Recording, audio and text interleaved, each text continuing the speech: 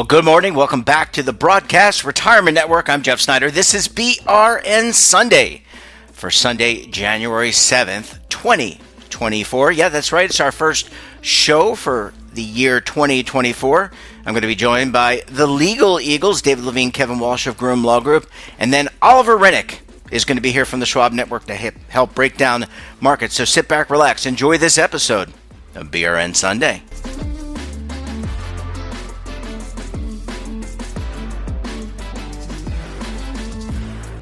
Where we're going to kick off 2024 with a look at what is happening on Capitol Hill, and who better to break it all down. And we're going to look ahead today. Kevin Walsh, David Levine, both are principals with Groom Law Group. They're also affectionately, we call them the Legal Eagles. Eagles, welcome back to the program. Welcome back to BRN Sunday, and happy 2024. Happy 2024, everybody. You know, it's always good to be on the show. And, Jeff, it's always good to talk retirement with a retirement expert. Yeah, well, you guys are the retirement experts. I'm the facilitator. We're going to do a lightning round, gentlemen. There's so much going on in our industry, and I want to do a lightning round. So, David, I'm going to start with you. When we look ahead, what are you thinking about? You know, I want to just throw a fop out to my friend, Mr. Walsh here, and say it's going to be all about missing participants, but that's not true. I think the biggest thing on the radar for this year, of course, is the presidential election. Why is that a big thing? Because we're going to talk about a whole bunch of other stuff this year. But depending who's in the White House after 2024, whether a Democrat or Republican, that dramatically impacts the regulation that comes out and also affects the legislation.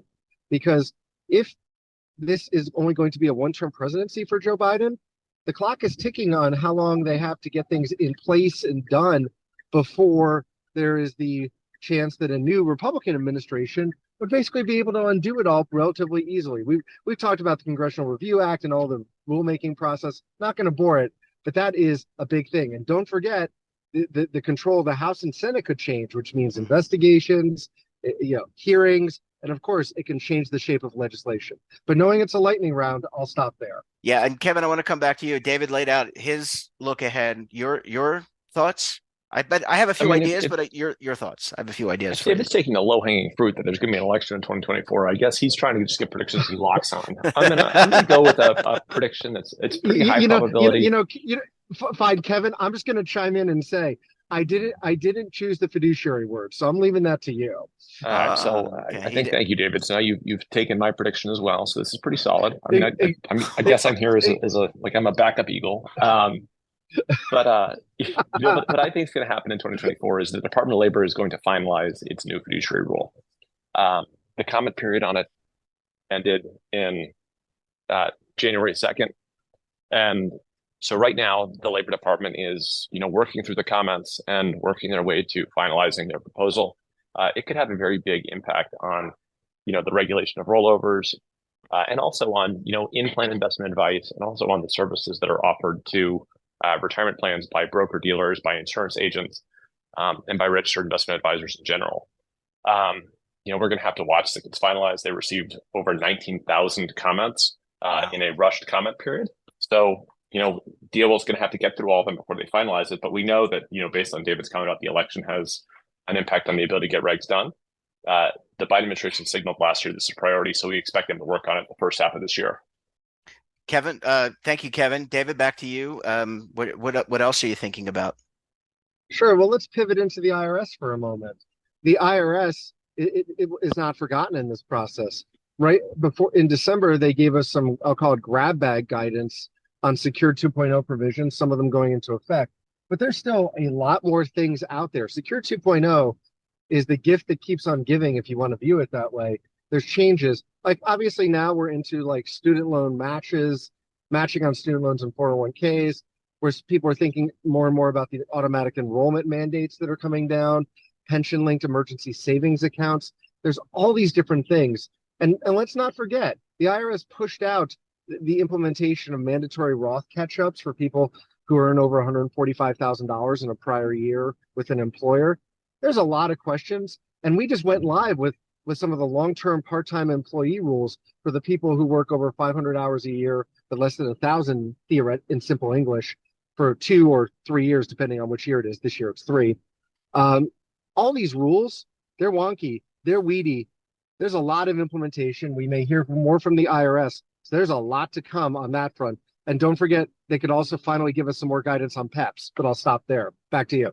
Yep. Thank you, David. And Kevin, I'm going to pivot back to you. I have a few questions that I want to raise, but I want to get your next thought. Yeah, I think the next thing is I think in the first half of this year, probably in January or February, we're going to see new rules about about the criteria that defined benefit plan asset managers need to satisfy for some of the exemptive relief they rely on. And by that, I mean, there's this thing called a QPAM, a qualified plan asset manager. And in general, when retirement plans hire managers to manage assets for them, they look for managers who can satisfy the criteria of being a QPAM. During January, February, we would expect the Labor Department to release a new final rule that tweaks the rules around when an asset manager satisfies that, and that could have a big impact on contracting, on who plans hire to provide investment management services. David, back to you. Great. I figure this is probably my last one. Let's talk about another topic that is obviously something that Kevin and I hit every so often. Let's talk about litigation. This is not a hard one. I propose and I assume that there will be a lot of litigation this year. Kevin called me out for low-hanging fruit. That's an easy one. There will definitely be litigation. Even in the first couple of days, we've seen a whole number of lawsuits filed. One of the things to watch out for is, of course, and I know we're on the Broadcast Retirement Network, but with the convergence of health, wealth, and retirement, there is the discussion of health litigation, which also includes like HSAs and everything.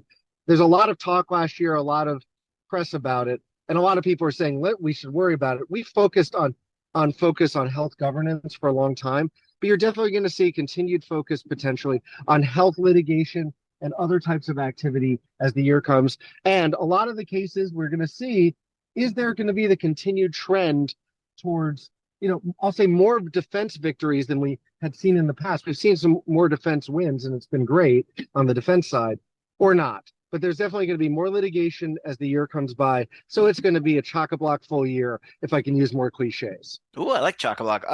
Kevin, your last. Wow. Kevin, I don't know if you're at your limit, but I'm going to give you the opportunity to respond. I will stick with litigation too, and I'm going to go litigation in a different direction, which is that by the end of June, we will have a decision from the Supreme Court that provides additional clarity or rules around when agencies can provide more detailed rules than a statute provides itself. There's a case that's going to be argued in about 2 weeks at the Supreme Court, which is really all about when agencies are allowed to fill in the blanks or create their own standards based on a statute, and we expect a decision by the end of the term, and that could have a major impact on basically the whole soup to nuts of what the Labor Department does in terms of their rulemaking around things like fiduciary, QPAM, missing participants, et cetera. So I think that's going to be a big one to wait and see in the first half of this year on the litigation front. Yeah, gentlemen, can I just ask one question before I let you go? I want to ask about Social Security. Does this one come up? I know it's not employer-based benefit, but it's something that a lot of people rely on in terms of their retirement. How about Social Security and Medicare? Is that something that we're going to see more and more of in terms of discussion in 2024? I think that's a third rail in an election year, Jeff. Nobody wants to get in the middle of that discussion usually. So maybe someone will bring it up, but you never know what comes out of the political process. But I'm not thinking. Maybe my friend Mr. Walsh disagrees. I mean, I would expect that by the end of the summer, we'll see, Republicans saying that Democrats want to cut it and Republicans saying that Democrats want to cut it. It is a third rail, and I don't see anybody touching it in an election year, particularly with a divided Congress. Yeah. Well, gentlemen, thanks so much for joining us. It's another exciting year of BRN Sunday. We're very pleased to have you back again for 2024. Wishing you the best for the rest of the weekend. We'll talk to you again next week. Thanks for having us on, Jeff, and thank you, listeners. Bye-bye.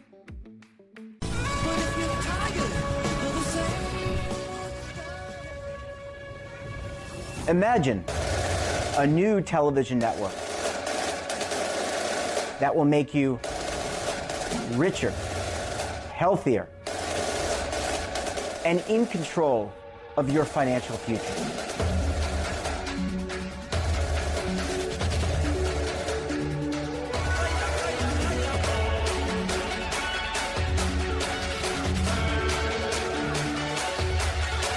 This network is for the policewoman in Nashville, Tennessee, the baker in Dubuque, Iowa, the teacher in Lexington, Kentucky.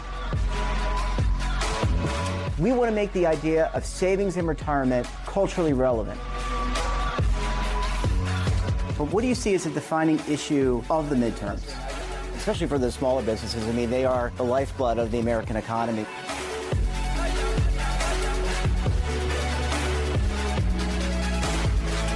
Featuring exclusive interviews, current affairs, and docuseries. 33 years old, you retired early. The philosophy is money only matters if it helps you live a life that you love. But you got to start thinking about retirement as soon as you get in. The Broadcast Retirement Network will drive very high engagement with premium partnerships. So this isn't retirement and savings for your parents or grandparents. This is for all Americans. And we're going to change the way you think about money.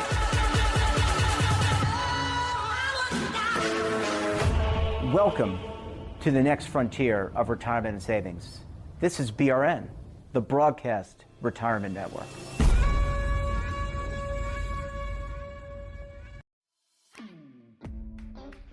Welcome back. Now time to take a look at the markets, and we're going to talk about 2024. What's it all mean? What's the jobs report mean? A lot more. Joining us online, he's the lead anchor for the Schwab Network, Oliver Rennick. Oliver, thanks for making time this morning. Really appreciate you stopping by. Always. Thank you, Jeff, for having me. Yeah, and Oliver, it's 2024, and I want to get your first. I want to get your reaction to the jobs report, which was released this past Friday. Just generally, what's your sense? 216,000 new jobs created. What's it all mean to you? It was a really interesting Friday session, and it kind of adds on to a bit of a curious start to the year, which has basically been to reverse the themes that were so powerful in the last 2 months of last year.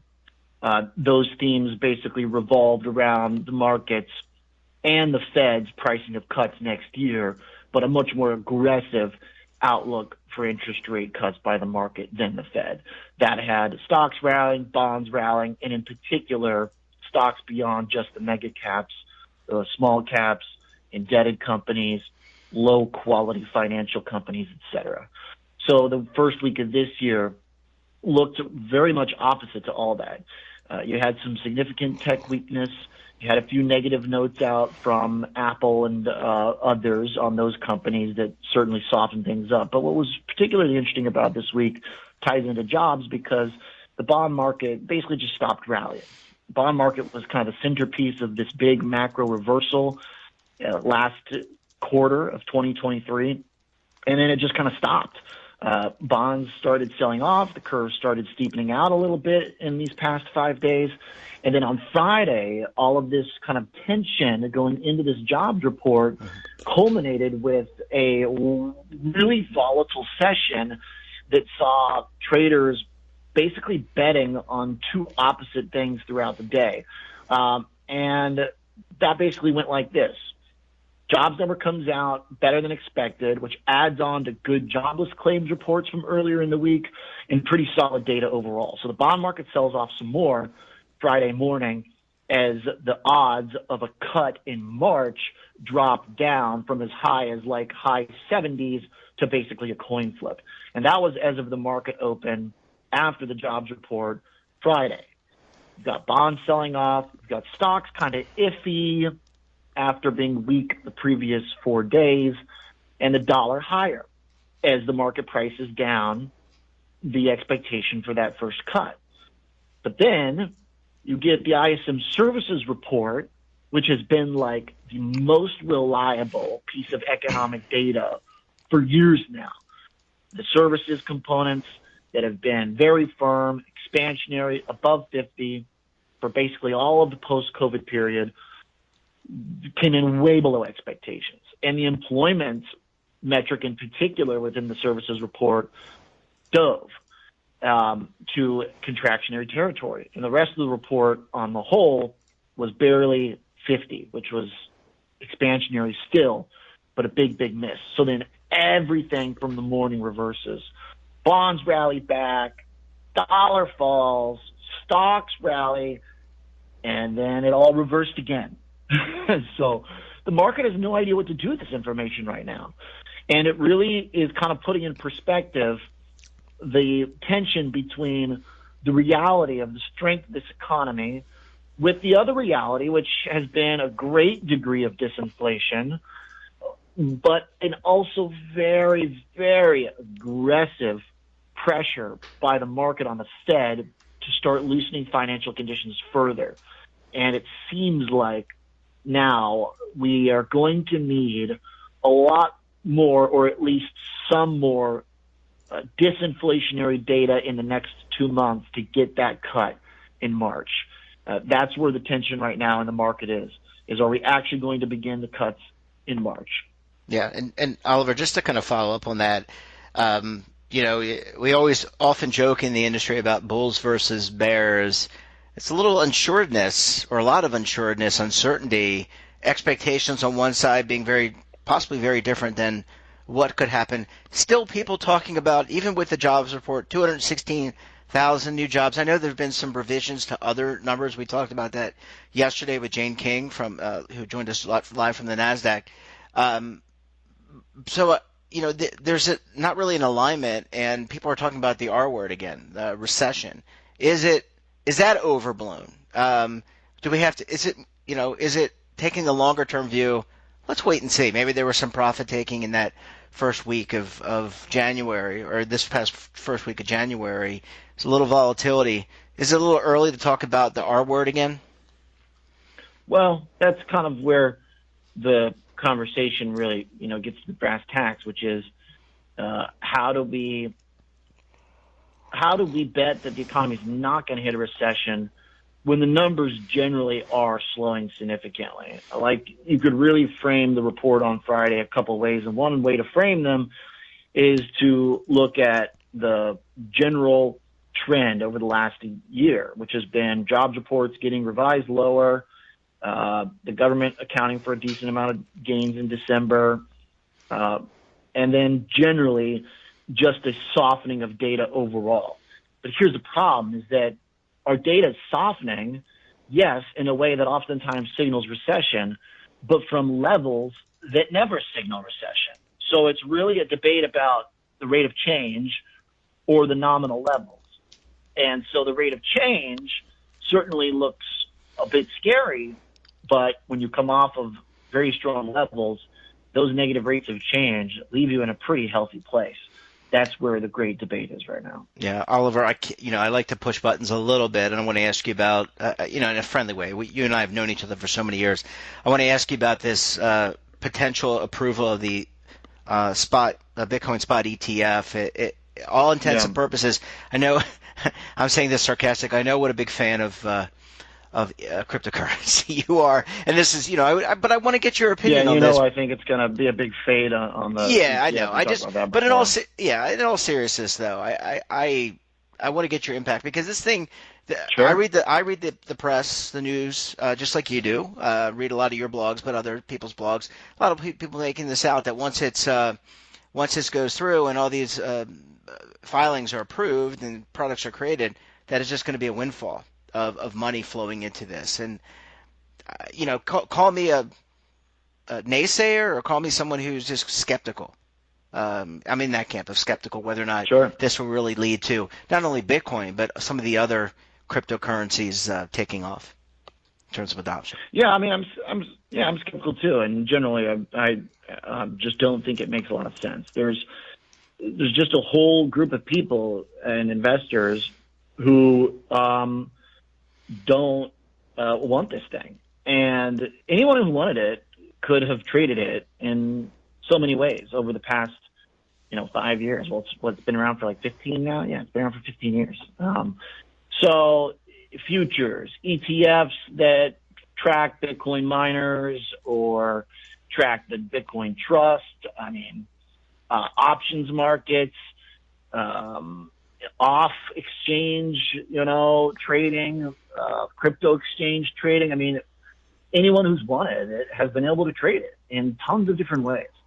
And the people who would be compelled by a spot ETF are, I think, in the camp of people who just don't really want Bitcoin. This is not going to change their mind. I don't know why it would change anyone's mind. Like, I don't think there's really any RIA sitting out there representing, your everyday investor or retirement-focused, long-term buy and hold style investor who's like, itching, waiting to hit that buy button when there's a spot ETF. I mean, they could have already bought Trust. They could have already bought MicroStrategy. They could have already traded futures in their other account. It could have, it's just the idea that it's going to open up some big gateway of new buyers for an asset that's been around for 15 years across all kinds of different asset classes. It doesn't really make sense. I think it's going to be more of an opportunity for a symbolic kind of end of the road for Bitcoin adoption. There's no other product to get. This was their goal. This was their whole goal, was to get it accepted by Main Street. So it's most likely going to be accepted. And so then what's the next goal after that? Bitcoin still doesn't have any real utility. So what then happens? I think people are going to realize that's the end game, and they're going to sell the heck out of it as soon as the ETF hits. Yeah, I tend to agree with you. I'll say just two things, and we can close. I know you're busy, need to get back to your own show. It's just, if you build it, they will come. That mentality in the retirement industry, you can build the best plan, but if people don't use the plan to its fullest, don't understand the plan, aren't properly educated about the plan could be the best thing in the world. It's underutilized, and I think, if you don't educate yourself as an investor, I think anytime you make an investment, this is my personal, I don't speak for Oliver or Schwab, but just myself, I think if you got to educate yourself as an investor into what you're putting your money in, and you need to understand it. You can't just speak at the water cooler and get recommendations, and you really have to understand what it is. Oliver, we're going to leave it there. You're so gracious with your time with us, and we look forward to having you back on the program again in 2024, of course. All right, thanks, man. Thanks. Feel better, Oliver. Bye-bye. And that wraps up this episode of BRN Sunday. Have a topic of interest, someone you think we should talk to, drop us a line. And don't forget, for all the latest curated news and lifestyle, wellness, finance, tech, so much more and all in one place, check out today's edition of our daily newsletter, The Morning Pulse. Want to search our archives, check out our latest content? Then visit our website. Hey, we're back again tomorrow with another edition of BRN AM. We'll have a very special guest and another important topic. Until then, I'm Jeff Snyder. Stay safe, keep on saving, and don't forget, roll with the changes.